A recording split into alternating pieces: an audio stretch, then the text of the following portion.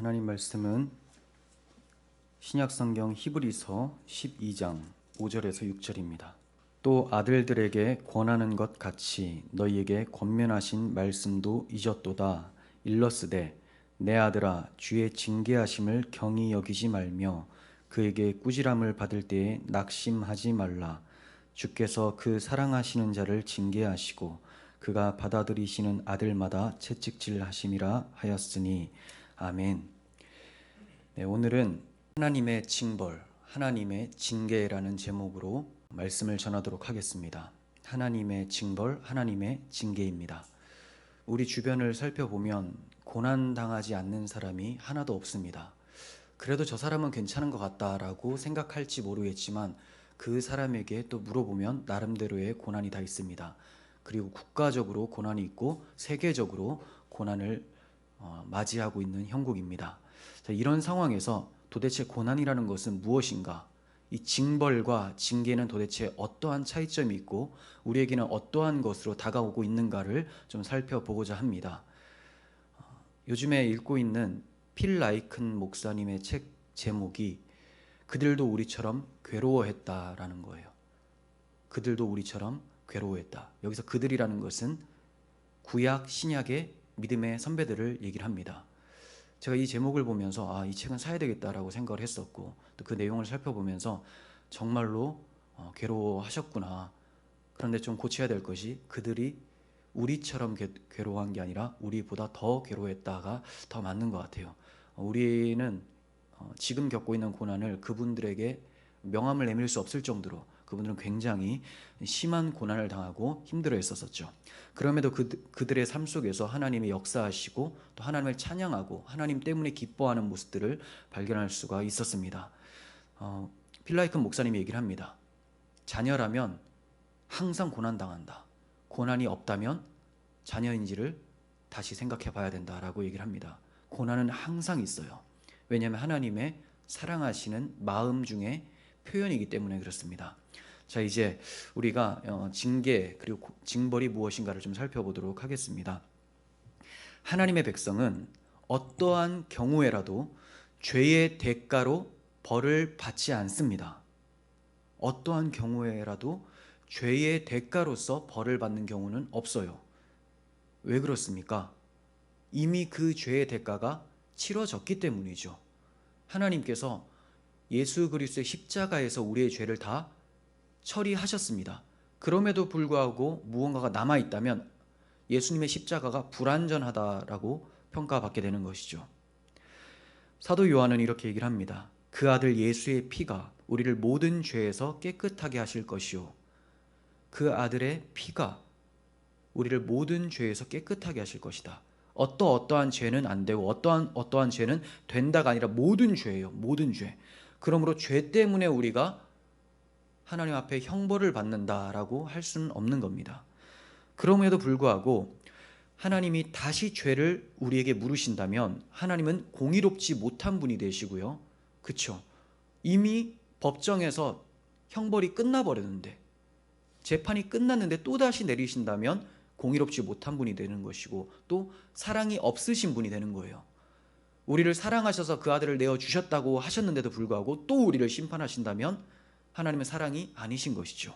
공의와 사랑이 무너지게 되어집니다. 로마서 8장 33절을 봅니다. 누가 능히 하나님께서 택하신 자들을 고발하리요. 의롭다 하신 이는 하나님이시니 누가 정죄하리요.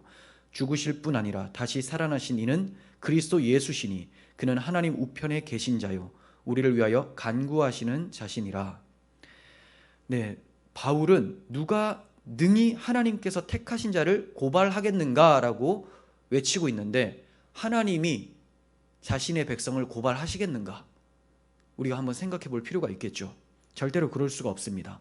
하나님이 의롭다 하셨는데 갑자기 이제 의롭다함을 취소하겠다. 그럴 수 없다는 거예요. 그렇다면 예수님의 십자가 공로 또한 취소가 되는 것이고 예수님은 괜히 죽으신 것이 되고 맙니다. 그러므로 죄의 대가로서의 벌, 즉 징벌은 성도에게 내려질 수가 없는 거예요. 그런데도 많은 교인들이 혼란스러워합니다. 마치 고통의 경중에 따라서 이것은 징벌이고 이것은 징계다라고 스스로 나누는 경향이 있습니다. 고통이 너무 심하면 이건 징벌이다. 이건 징계일 수가 없다. 또 고통이 어느 정도 견딜만 하면 이건 징계다. 이렇게 생각하는 사람들이 꽤 있다는 겁니다. 자, 그렇다면 징벌과 징계가 무엇인지를 정확하게 알아야지만 우리가 그런 혼란스러움을 겪지 않을 수가 있겠죠. 그 차이점에 대해서 제가 세 가지로 말씀을 드리도록 하겠습니다. 징계와 징벌을 분별을 할 때는 하나님이 어떤 분으로 나타나시는가에 차이점이 있습니다. 하나님이 어떤 분으로 나타나시는가. 징벌을 하실 때 하나님은 재판관으로 나타나십니다. 그리고 징계를 하실 때 하나님은 우리의 아버지로서 나타나세요. 재판장으로 나타나실 때는 그 모든 죄를 샅샅이 다 드러내서 그것에 대한 형벌을 내리시죠. 하지만 아버지는 그렇지 않습니다. 알고 계시지만 다 묻지 않으시고 자녀가 감당할 만큼의 회초리를 내시는 거죠. 어떨 때는 꾸중만 하실 때도 있고 어떨 때는 회초리를 내실 때도 있고 어떨 때는 그냥 지나치실 때도 있다는 거예요. 이거는 이제 아버지의 권한, 아버지의 가장 좋은 뜻대로 행하시는 것이고 재판장은 그렇지 않습니다. 재판장이 사랑이 많다고 해서 그냥 풀어줘라 이럴 수는 없다는 거예요. 반드시 그 죄를 물으신다는 겁니다. 그래서 재판장으로 만나게 된다면 그는 징벌을 받고 있는 것이고 아버지로서 하나님을 느끼고 있다면 그는 징계를 받고 있는 겁니다. 성도들에게는 하나님은 아버지세요. 로마서 8장 15절에서 너희는 다시 무서워하는 종의 영을 받지 아니하고 양자의 영을 받았으므로 우리가 아빠 아버지라고 부르짖느니라 라고 말씀합니다. 우리가 무서워하는 종의 영을 가졌다면 하나님은 재판장으로 느껴져요. 하지만 이제는 그렇지 않대요. 이제는 아들의 영, 양자의 영을 받았기 때문에 그리스도의 영이 임해서 우리가 하나님의 양자가 되었기 때문에 그 재판장이신 하나님을 이제 아빠, 아버지라고 부를 수 있게 되었다고 바울 사도는 말씀하고 있습니다. 그러므로 성도는 하나님의 자녀이기 때문에 하나님께서 자녀의 잘못된 행동을 두고만 보지는 않으신다는 거예요. 어리석은 모습이 있으면 책망을 하시고 또 가르치시고 복종과 겸손을 배우도록 하시기 위해서 징계의 회초리를 대실 때가 있다는 겁니다. 자, 그리고 두 번째 차이점입니다. 하나님께 어떤 대상이 되는가의 차이점이 있어요. 하나님께 어떠한 대상이 되는가. 징벌을 받는 사람들은 하나님의 원수가 됩니다. 징계를 받는 사람들은 하나님의 자녀가 돼요. 원수를 대할 때 하나님께서 긍휼을 베푸실 이유가 전혀 없죠. 원수이기 때문에 그렇습니다. 하지만 자녀들에게는 긍휼과 사랑과 자비가 나타납니다. 원수에게는 복수를 행하시고 자녀에게는 훈련을 시행하시는 겁니다. 그러므로 복수를 당한 사람은 멸망하게 되지만 훈련을 받게 된 사람은 자라게 되는 거죠. 자, 그리고 세 번째 차이점입니다. 시행하시는 목적에 차이가 있습니다. 징벌을 시행하실 때는 심판과 멸망을 위해서 시행하시는 것이고 징계를 하실 때는 치유와 성장을 위해서 시행하시는 거예요. 징벌은 하나님의 진노로부터 내려옵니다. 하지만 징계는 하나님의 사랑으로부터 시행되어져요. 징벌은 공의로운 하나님의 법 집행을 위해서 나타나고 징계는 하나님의 자녀들의 유익을 위해서 나타납니다. 법 집행이냐 유익이냐. 우리가 하나님의 자녀라고 하면서 나는 지금 하나님 앞에 큰 죄를 범해서 집행을 당하고 있다 라고 생각한다면 그 사람이 착각하거나 그 사람이 예수 믿는 사람이 아니거나 하나님 자녀가 아니거나 둘 중에 하나겠죠. 히브리서 12장 10절은 이렇게 말씀합니다. 육신의 아버지는 자기가 좋다고 생각하는 대로 우리를 잠시 연단하지만 영의 아버지께서는 우리의 유익을 위해 그분의 거룩하심에 참여하도록 연단하십니다. 육신의 아버지도 나름대로 가장 좋은 방향으로 결정해서 잠시 자녀들을 연단을 합니다. 하지만 우리 영의 아버지 하나님께서는 우리의 유익을 위해서 당신의 거룩함에 참여하도록 징계를 허락하신다라고 해요. 그러니까 징계를 받는 모든 자녀들은 하나님의 거룩에 참여하게 되겠죠. 징계를 받았음에도 불구하고 하나님의 거룩함에 나아가지 못하고 있다면 그 사람은 하나님의 자녀가 아니에요. 왜냐? 하나님께서 완전하시고 전능하시고 모든 것을 완벽히 이루시는 하나님이신데 징계를 내렸음에도 불구하고 자녀가 성장하지 못한다. 거르고 나아가지 못한다? 그럼 하나님의 실패입니까? 아니라는 거죠. 하나님 실패가 없으시니까 그 사람이 하나님의 자녀가 아니라는 거예요. 제가 제일 염려가 되는 것은 모든 사람들, 모든 하나님의 자녀들은 징계를 받고 있습니다. 그런데 이 징계의 때에 아무 유익을 얻지 못하고 지나는 것이 제일 무서운 거예요.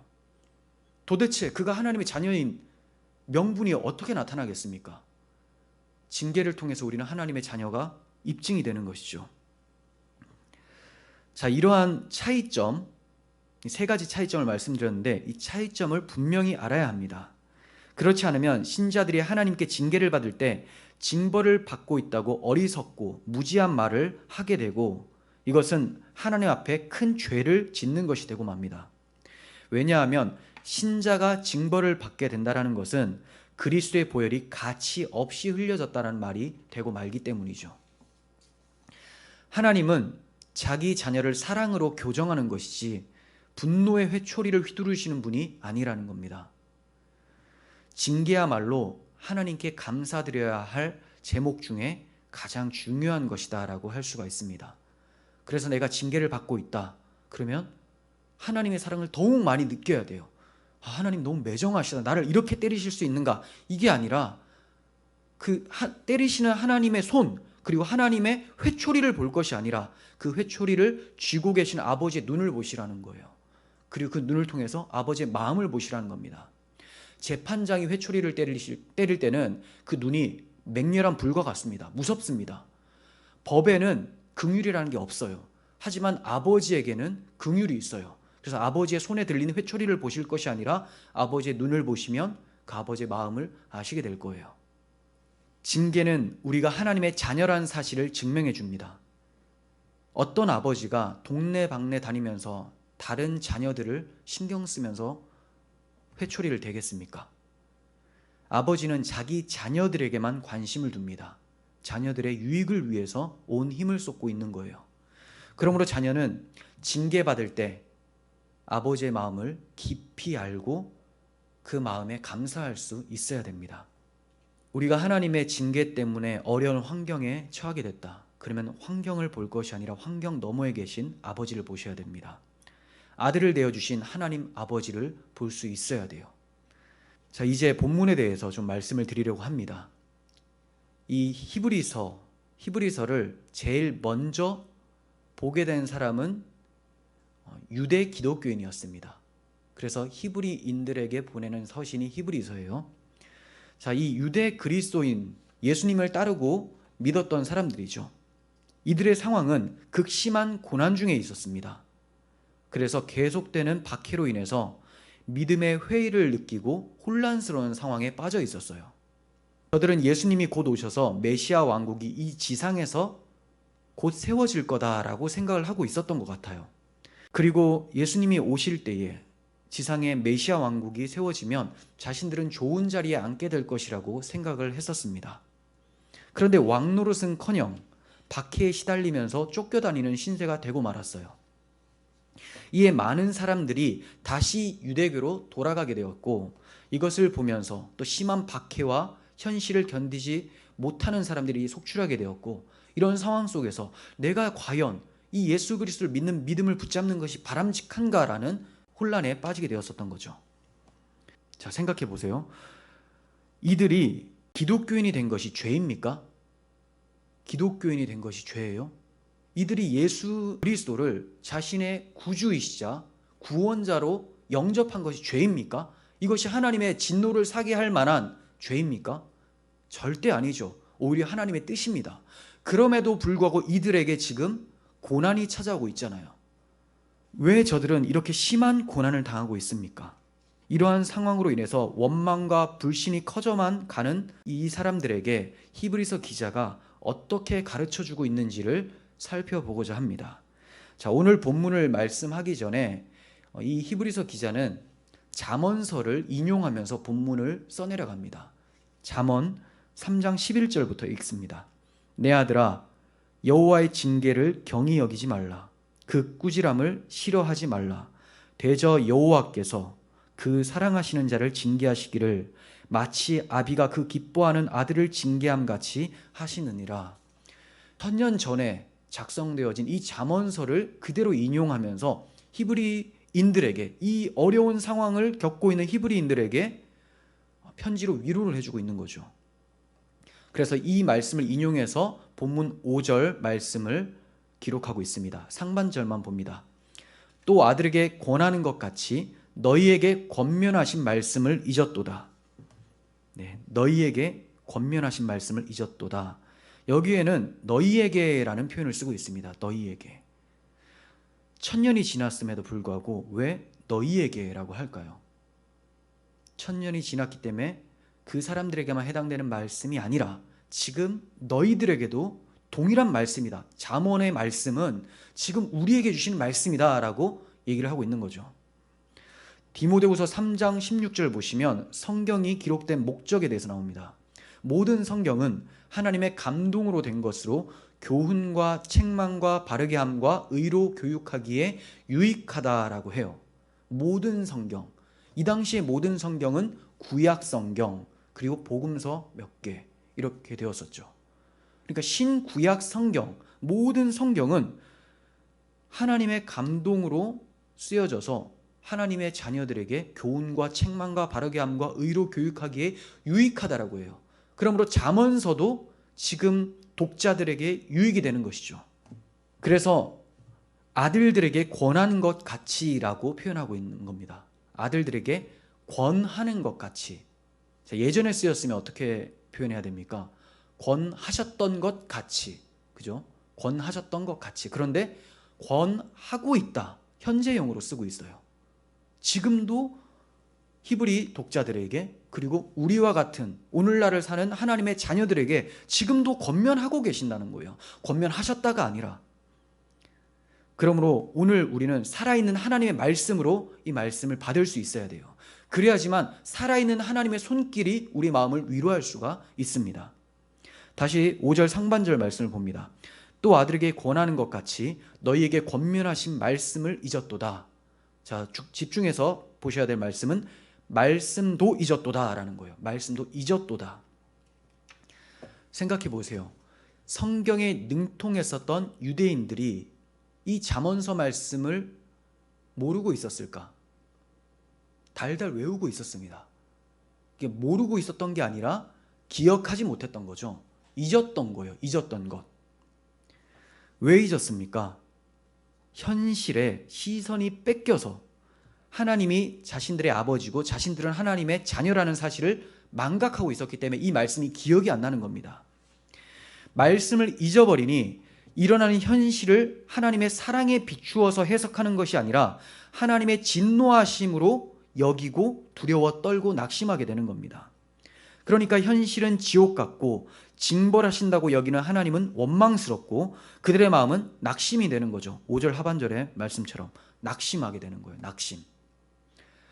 현실이 지옥 같아요. 내가 왜 이렇게 됐을까? 하나님 도대체 나를 돌보시지 않는 것인가? 하나님께 원망, 마음이 툭 떨어집니다. 낙심. 세상에는 많은 일들이 일어납니다. 그런데 하나님의 섭리, 하나님의 작정을 벗어나서 일어나는 일은 단 하나도 없습니다. 단 하나도 없어요. 그렇다면 하나님은 모든 만물의 주관자가 되실 수가 없는 거죠. 모든 것은 하나님의 통치 아래서 하나님의 작정하시고 섭리하시는 손길 안에서 일어납니다. 그러나 섣불리 해석해서는 안 돼요. 내 느낌이 아니라 하나님의 말씀을 토대로 신중하게 해석해야 돼요. 그러기 위해서는 말씀을 잊어서는 안 됩니다. 말씀을 잊어버리니까 이 히브리 독자들이 정신을 못 차리고 혼란스러워하고 있는 거죠. 다시 막 유대교로 개종하게 되고 돌아가는 거예요. 그래서 히브리서의 6장의 말씀에 이런 말씀이 있죠. 한번 비침을 받고 성령에 참여한 바 되었지만 다시 타락한 자는 회개할 수 없다. 그리스도를 놓아버리고 다시 유대교로 돌아가고 그리스도를 부정한다면 그는 구원을 받을 수 없다라는 것을 얘기를 하는 겁니다. 중요한 것은 말씀을 잊어버리면 하나님을 사랑으로 느끼지 못하고 하나님을 아버지로 해석하지 못하고 현실을 눈에 보이는 육안으로만 해석하게 됩니다. 그러면 낙심하게 되는 것이죠. 그러므로 우리는 하나님 말씀을 우리의 머리에 새겨야 되고 가슴에 새겨야 됩니다. 이로써 낙심을 피할 수가 있고 섭리하시는 하나님을 온전히 신뢰할 수 있는 것입니다. 이제 5절 하반절을 봅니다. 주의 징계하심을 경히 여기지 말라. 그에게 꾸지람을 받을 때 낙심하지 말라. 주의 징계하심을 가볍게 여기지 말라라고 했어요. 여기서 징계하다라는 단어를 좀 살펴보고자 합니다. 파이데이아라는 헬라어인데요. 파이데이아. 헬라어를 조금 아시는 분들은 어디서 많이 들어본 것 같다라는 생각이 드실 거예요. 파이데이아라는 단어 자체는 좀 생소한데 파이데이아하고 비슷한 단어 파이디온, 어린이들, 자녀들. 그래서 뭐 파이디온 찬양대 이런 어린이 찬양대가 이름이 많이 있습니다.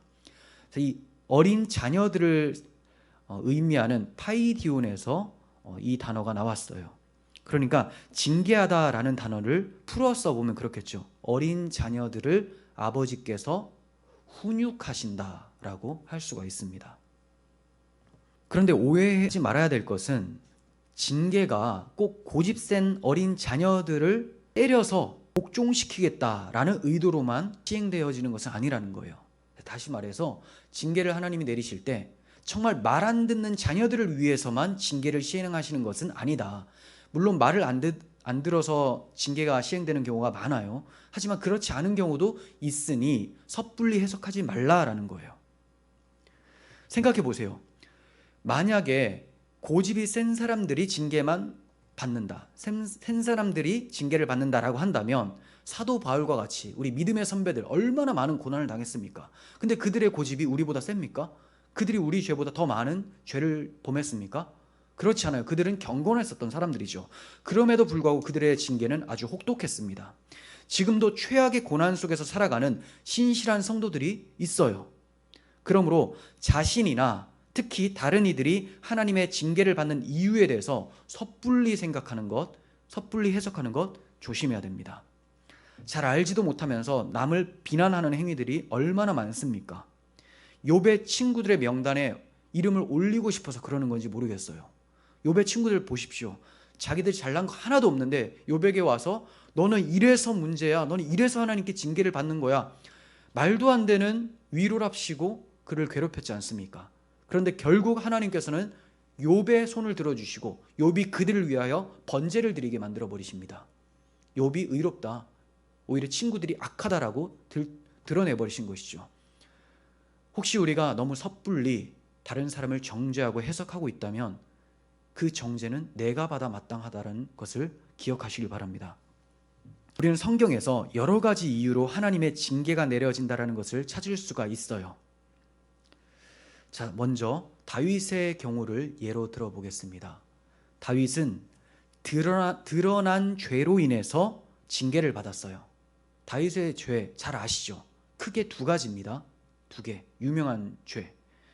우리아의 아내 밧세바를 간음하고 우리아를 교살한 것, 그리고 인구조사를 한 것이죠. 인구조사. 남의 아내를 간음하고 충신 우리아를 죽인 것, 엄청난 죄였습니다. 그리고 인구조사는 하나님 앞에서의 교만이었어요. 하나님만 의지하고 하나님만 붙잡고 싸워야 되는데 자신의 군사가 많아지니까 이 군사의 힘으로 이 나라를 유지해야 되겠다라는 생각이 그에게 찾아왔었다고 생각이 되어집니다. 그러므로 하나님께서는 그에게 혹독한 징계를 내려주세요. 아주 혹독한 징계. 정말 이 정도의 고통을 당하고도 살 수 있을까라는 생각을 할 정도로 많이 괴롭게 징계하십니다. 그렇지만 이 징계가 끝나고 나서 그는 신앙적으로 엄청 성숙하게 되고 수많은 시편을 기록하게 됩니다.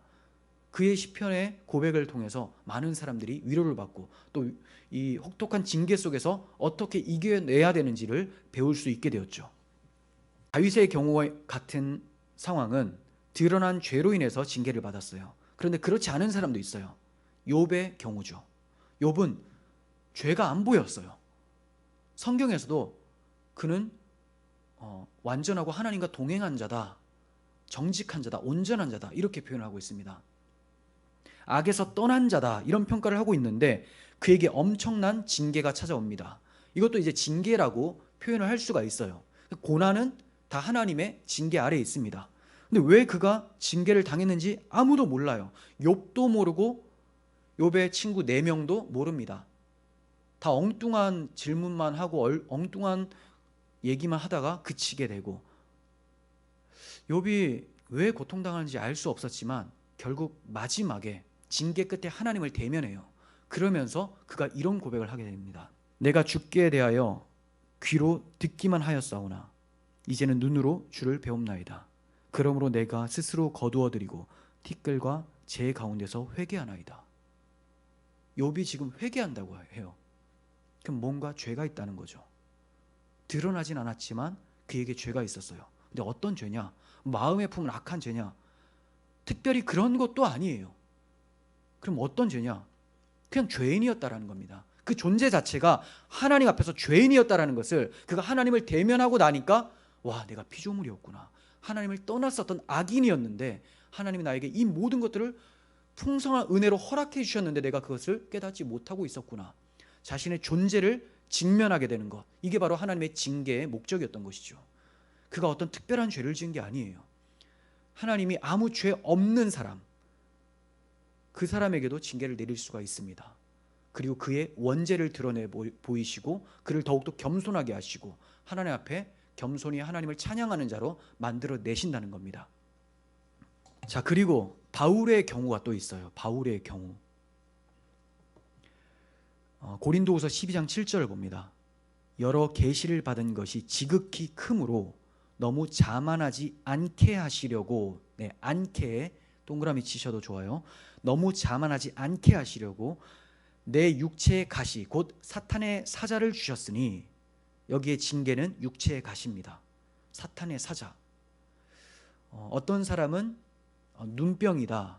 또 어떤 사람은 육체의 어떤 질병들이었다. 어떤 사람은 유대 기독교인들, 자기를 대적하는 유대 기독교인들이다. 이렇게 이제 해석하기도 합니다. 전 셋 다 맞는 것 같아요. 자, 이런 징계를 주셨는데 이는 나를 쳐서 너무 자만하지 않게 하려 하심이라.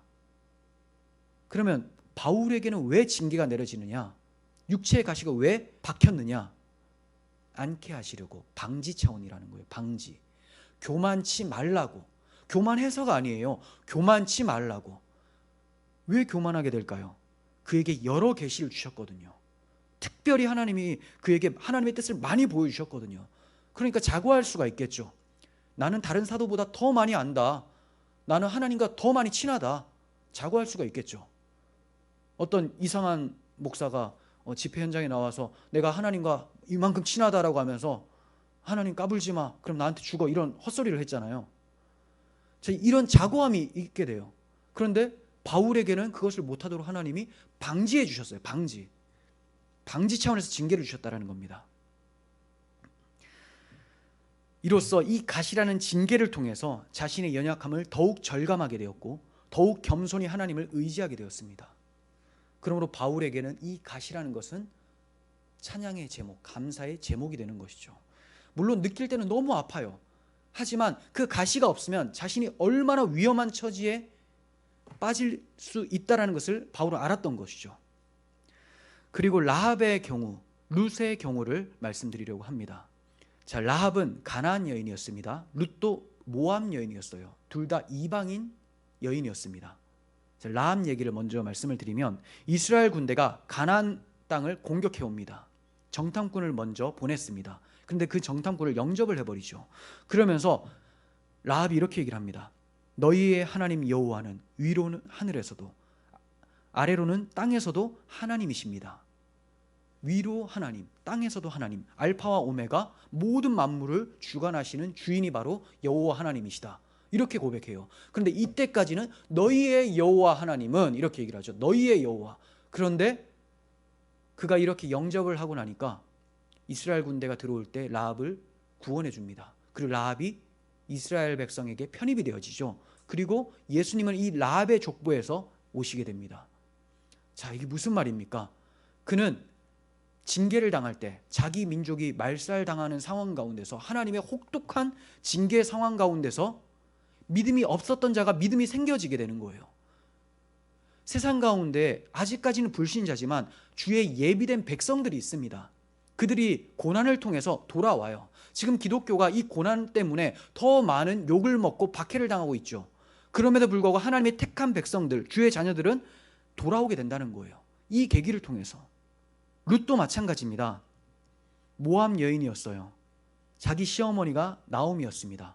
그런데 자신의 남편을 잃어버리고 나오미가 다시 예루살렘으로 돌아간다고 하니까 그는 이제 위기에 봉착하게 됩니다. 물론 자신은 모압 땅에서 다른 사람하고 결혼해서 아들을 낳고 이렇게 살 수도 있었어요. 하지만 이러한 어려운 가운데 남편을 잃고 상황이 어려운 가운데 그는 자기 시어머니가 믿는 하나님을 따라가겠다라고 고백을 합니다. 하나님의 은혜죠. 룻기 1장 16절 보시면 내게 어머니를 떠나며 어머니를 따르지 말고 돌아가라 강권하지 마옵소서. 어머니께서 가시는 곳에 나도 가고 어머니께서 머무시는 곳에 나도 머물겠나이다. 어머니의 백성이 나의 백성이 되고 어머니의 하나님이 나의 하나님이 되시리니 어머니께서 죽으시는 곳에 나도 죽어 거기 묻힐 것이니라. 만일 내가 죽는 일 외에 어머니를 떠나면 여호와께서 내게 벌을 내리시고 더 내리시기를 원하나이다. 이건 어머니에게 초점이 맞춰진 게 아니라 어머니가 믿는 하나님을 본인도 옆에서 보면서 하나님을 알게 되고 이제 나는 하나님 때문이라도 어머니와 함께 가겠습니다라는 그런 고백으로 해석할 수 있어야 됩니다. 그 할머니를 따라가서 무엇을 얻겠다라는 겁니까? 그게 아니죠. 어머니가 믿는 그 여호와 하나님이 진짜 참 신이었다. 우리 모압 신 이거 가짜였다라는 것을 알고 하나님을 따라가겠다라는 신앙 고백이었어요. 이 라합과 룻 어려운 환경 가운데서 불신자였지만 하나님의 징계를 통해서 신자가 되어져 버렸습니다. 지금 현실 상황 굉장히 어렵습니다. 전 세계에 코로나19가 덮고 있습니다. 그러한 상황 가운데서 오히려 기독교가 점점 위축되는 거 아니냐, 하나님의 백성들을 잃어버리는 것이 아니냐, 그럴 수는 없죠. 그리스도 안에 있는 하나님의 백성이 어떻게 잃어버리겠습니까? 만약에 배교하게 된다면 그 사람은 원래부터 하나님 품속에 없었던 사람이었던 거예요. 그런데 예비된 백성들까지도 돌아오는 역사가 일어나고 있어요. 제가 하나의 기사를 말씀을 드리려고 합니다. 여러분들께서도 보셨을 수 있는데 코로나 바이러스로 인한 사망자가 그리고 확진자가 굉장히 많은 나라가 이탈리아죠. 복음 기도신문에 실린 내용인데요. 이러한 다급한 상황 가운데서 의사 율리안 우르반이라는 박사가 최근 하나님을 인정하고 고백하게 되었고 그의 동료들까지 하나님을 믿게 되었습니다. 그의 고백은 전 세계의 그리스도인들에게 페이스북과 또 소셜미디어 등을 통해서 공유되고 있습니다. 자, 그의 간증이 어떠한지 요약해서 읽어드릴게요. 나는 이제 하나님의 임재를 믿습니다. 많은 어두운 악몽 같은 순간들을 지나왔지만 지난 3주 동안 여기 우리 병원에서 발생한 일들을 내가 보고 경험할 것이라고 상상도 해본 적이 없습니다. 처음에는 몇 명이 병원에 실려왔고 다음에는 몇십 명이 그리고 몇백 명이 몰려왔습니다. 이제 우리는 더 이상 의사가 아닙니다. 우리는 그저 누가 살 수 있고 누가 죽을 수 있는지 결정하는 라벨을 분류하는 사람들에 불과합니다. 2주 전까지 나와 나의 동료들은 무신론자였습니다. 우리는 하나님의 임재 같은 것에 의지하지 않고 사람을 치료하는 논리적인 학문을 배운 사람들입니다. 나는 예전에 나의 부모님이 교회 가는 것을 비웃었습니다. 9일 전에 75세의 한 목사님이 바이러스 확진자로 우리에게 도착했습니다. 그는 점잖은 분이었지만 호흡하기에 심각한 문제를 가지고 있었고 병원까지 성경을 지니고 왔습니다. 그는 주위에 죽어가는 사람들의 손을 잡아줄 뿐만이 아니라 그들에게 성경을 읽어주기까지 했습니다. 그리고 그것은 우리에게 깊은 인상을 주었습니다. 그가 전하는 말에 우리는 약간의 관심을 가졌지만 너무나 피곤하고 또 힘들었기에 낙담한 의사들이었기에 정신적으로나 육신적으로나 끝난 상태였기에 집중을 할 수가 없었습니다. 하지만 지금 우리는 고백할 수 있습니다. 한낱 인간인 우리들은 매일 수많은 사람이 죽어나가는 이 상황에 더 이상 무엇을 할 수도 없는 한계에 이르렀습니다. 우리는 지쳤고 우리의 동료 2명은 사망했으며 다른 동료들은 바이러스에 확진되었습니다. 그런데 인간이 할 수 있는 일이 끝나는 거기에서 우리는 하나님이 필요함을 깨달았습니다. 그리고 짧은 몇 분의 휴식 시간이 주어질 때 우리는 하나님께 도움을 구하기 시작했습니다. 기도했다라는 거죠. 우리는 서로 얘기를 나눴습니다. 치열한 무신론자였던 우리가 지금 매일 우리의 평강을 구하고 우리가 환자들을 잘 돌볼 수 있도록 우리를 도우시기를 주님께 구하는 것을 믿을 수 없다고 서로 말하고 있습니다. 어제 75세 그 목사님은 돌아가셨습니다. 지금까지 3주 동안 120명이 사망했고 초기였죠. 그러니까 우리 또한 모두 지치고 무너졌지만 그분은 자신의 위중한 상태와 도와드릴 수 없는 우리의 한계에도 불구하고 우리가 더 찾지 못했던 평강을 우리에게 가져다 주었습니다. 그 목사님은 주님께 돌아가셨으며 현재 상황이 이어진다면 아마 우리도 곧 그분의 뒤를 따를 겁니다. 나는 6일째 집에 들리지도 못했고 언제 마지막 식사했는지도 모르겠습니다. 나는 지금 이 땅에서 나의 무용함을 깨닫지만 나의 마지막 호흡을 다른 이들을 돕는 데 줄 수 있기를 원합니다. 나는 나의 동료들의 죽음과 그들의 고통에 둘러싸여 내가 하나님께 돌아온 것에 기쁨이 넘칩니다. 이렇게 간증을 썼습니다. 너무나 귀한 고백 아닙니까? 이렇게 기독교가 박해를 당하고 또 어려운 가운데 있고 많은 사람들이 기독교인임에도 불구하고 두려워 떨고 있는 이 시점에서 불신자가 하나님께 돌아와서 죽음을 두려워하지 않고 있어요. 오히려 기쁩니다. 기쁨이 넘칩니다 라고 얘기를 하고 있습니다. 저는 이걸 통해서 두 가지를 보게 됩니다. 어려운 상황 가운데서 그리스도인의 품격을 지켜야 되겠다. 이 75세 목사님 한번 보십시오. 자기가 죽어가는 상황 가운데서 얼마 있다가 숨을 거두셨습니다. 그럼에도 불구하고 성경을 읽고 다른 사람들을 위로하며 복음을 전했어요. 이 그리스도인의 품격이 예비된 주의 백성들을 돌아오게 하는데 부족함이 없었던 것이죠. 우리는 지금 혼란스러워하고 벌벌 떨 것이 아니라 이때가 우리의 모습을 통해서 예수 그리스도의 영광을 나타낼 수 있는 절호의 기회다. 하나님이 이 시간을 나에게 허락해 주신 선물과 같은 시간이다 라고 기억해 주셨으면 좋겠어요. 그리고 예비된 주의 백성들이 돌아올 수 있도록 기도해 주셨으면 좋겠습니다. 자, 또 말씀을 드리겠습니다. 하나님께서 징계를 통해서 자기의 의를 버리게 하시고 꼭꼭 숨겨둔 죄를 드러내셔서 우리가 얼마나 부족한 존재인지, 얼마나 은혜를 사모하며 살아야 하는지를 깨닫게 해주십니다. 이로써 우리는 믿음이 강건하여지고 하나님이 사용하시기 좋은 성숙한 모습으로 변해가게 됩니다. 그러므로 우리가 징계를 대하는 자세, 징벌이 아니라 하나님의 사랑의 표현이다. 그리고 혹 내가 몸이 아프고 혹 나의 육체의 생명이 끊어진다 할지라도 우리의 영혼을 붙들고 계시는 하나님, 그리고 우리의 육체를 더 좋은 몸으로 회복시켜 주실 그 하나님을 신뢰하면서 이 징계의 때를 무의미하게 지나는 것이 아니라 더욱더 성장하는 계기를 마련하시는 여러분들이 되셨으면 좋겠습니다. 다음 주에는 징계를 받을 때 우리가 어떤 자세로 받아야 되는지를 구체적으로 말씀을 드리도록 하겠습니다. 기도하겠습니다. 하나님 아버지, 저희가 아무리 심한 고난이라 할지라도 징벌이 아닙니다. 징계입니다. 그러므로 하나님께 찬양하고 감사합니다. 이렇게 징계를 하시는 것은 우리가 그리스도 때문에 하나님의 아들들, 딸들이 되었음을 입증하는 것입니다.